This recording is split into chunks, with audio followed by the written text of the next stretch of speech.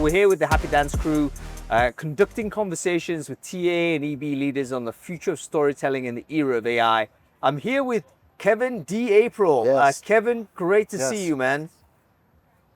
Actually, nice to meet you in person. We've had a lot of emails back and forth over the years. One of the best things about events is that you do get the chance to actually physically meet people Absolutely. that you've had great relationships with. Absolutely. On a social sense. So brilliant to meet with you. Yeah.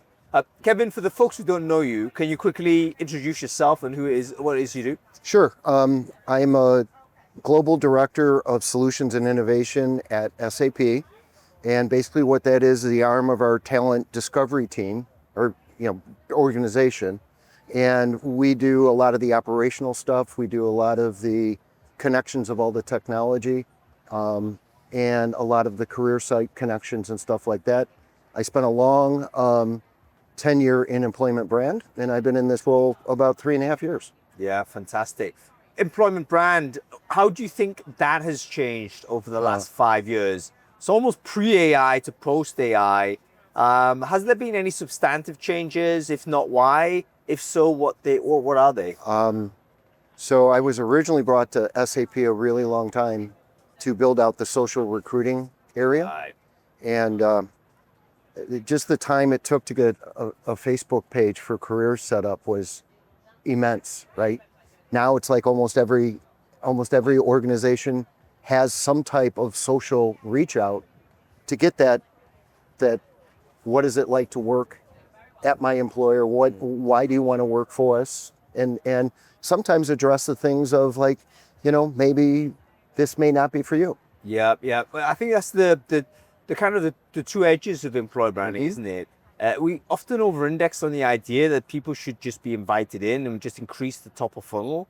But of course, we also need to communicate honestly with what the job is, and it's not going to suit everyone, and that needs to be clear so that people can self-select themselves out of that funnel. Well, and again, I think from the very beginning, the ROI has changed completely, right? I mean, at the very beginning, it was like, well, how many followers do you have, and things like that. Now, we have processes in place. We want to know how many net new people that social has outreach to, or our paid content, right? Mm-hmm. I mean, years ago, you never even thought about having paid content to actually target who you want and who do you want to try. And it's really an integral part of recruiting now, because you can soften up those hard to find candidates if you're doing your targeting of your paid content. Yeah, absolutely. And by the way, also organic content too, but that's a little harder to target. How would you say candidate behaviors changed in that period of time?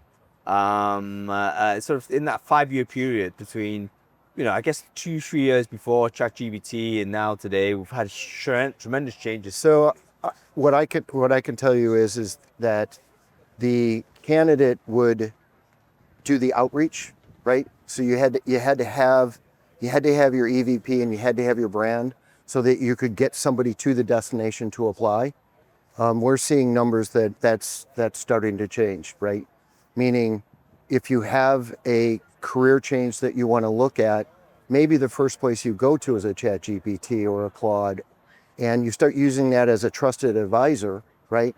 And then that's the mechanism that actually goes and presents the position to the candidate. So we're seeing significant increases in website numbers of traffic coming from ChatGPT. Really interesting. And all the way through, we're actually making hires. Mm-hmm. And that's all coming from, again, I'm not an expert at this yet, but I'm assuming the LLMs are going to our career site, gathering our information on the career site, bringing it back, and then the person gets directed to our career site to apply directly. Yeah, absolutely.